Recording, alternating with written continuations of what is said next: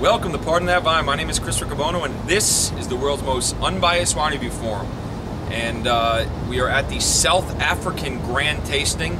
I know many of you know how big of a fan I am of South African wines, and I've made it my goal to get Americans into it. I know that Chilean wines, Argentinian wines, even now wines from Portugal have kind of been on the forefront of those value wines, and I stand here adamantly saying that South African is making the best wines, in my opinion, out of all of those.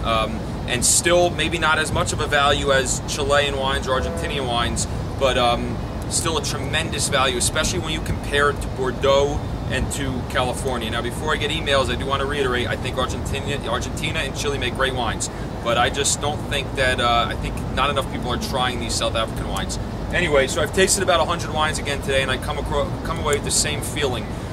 There's so much going on in these wines. They're so complex. Certain wines are fruit forward. Certain wines have a little bit of mint, which is interesting, and a lot of spice, and kind of that South African terroir and these other wines. But there's so much going on from the time you drink it to the time you swallow it. All these different things are coming in, from crushed rock to earth to a lot of spice, a lot of smokiness, a little bit of mint, and they're just so interesting. So, and they're value wines. So let's give it a try. The first one is Rudy Schultz 2007. This wine just got pretty high scores from Wine Spectator.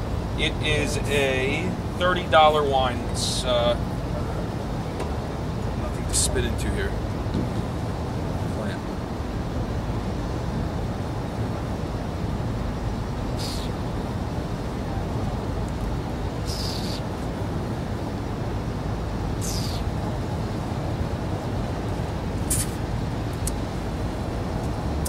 A lot of dark candied blackberries, blueberries, a lot of spice.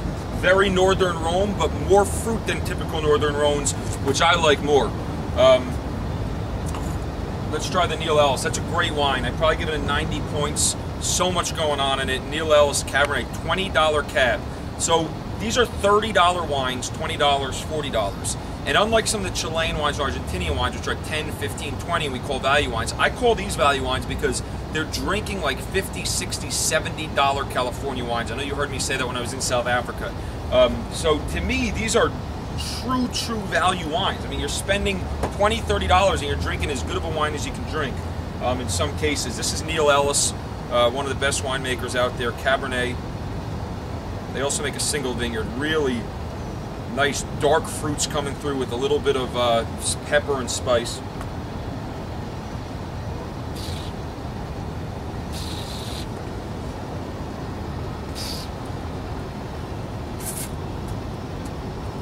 Got a little bit of mint. Now, people say mint sometimes was bad in South Africa and that they were too green and minty.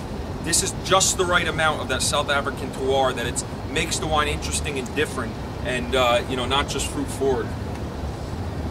Next wine is Thelema Cabernet, the mint. This is a single vineyard. They call it the mint actually because it does have some of a minty profile. Thelema has been making some of the best cabs in South Africa for a while now. It's a single vineyard. Eucalyptus. I mean, some people I guess wouldn't like this if they're not prepared because this is different. Peppermint, spearmint, wood, oak.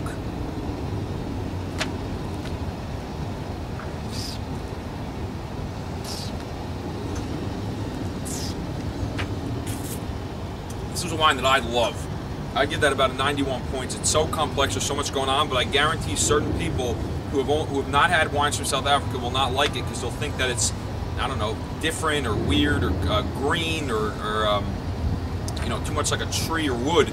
I've had wines that are bad when I describe them like that, but this wine, it all integrates. There's fruit, there's earth, and then there's that minty profile. Last wine is the Gypsy. It's about $50, so that's about $30. It's about $50. This is Grenache based. I want to give you the breakdown. 57% Grenache, 29% Syrah, and 14% Mourvedre. This got high scores from the Spectator too. This is about $50. I've already had this, and I think it's amazing. There's so many different grape varietals: Cabernet, Syrahs, Mourvedre, Grenache. Obviously, Chenin Blanc on the white side, Sauvignon Blanc, that are doing well down there as of today. The winemaking techniques have reached a very modern style. They're some of the best winemakers. I know that I'm overly positive about this country's winemaking and wine, but I'm that excited about it. Hopefully those going to the World Cup will check out some of these wineries.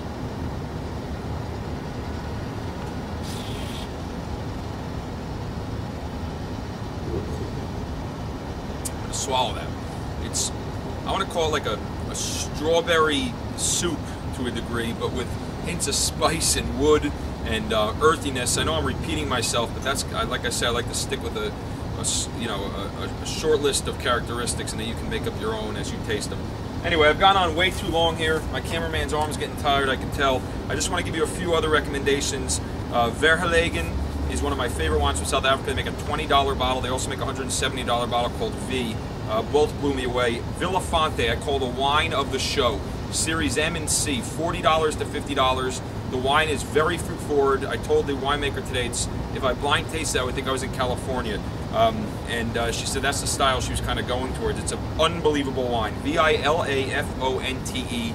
Go buy it. I know it's available. Rustenburg, Peter Barlow and John X. Merriman, two nice drinking wines. Anyway, with that, hope you enjoyed the show and the update. Feel free to email me as always, and I can speak individually about the wines. Have a great day, and I will see you tomorrow. Thanks.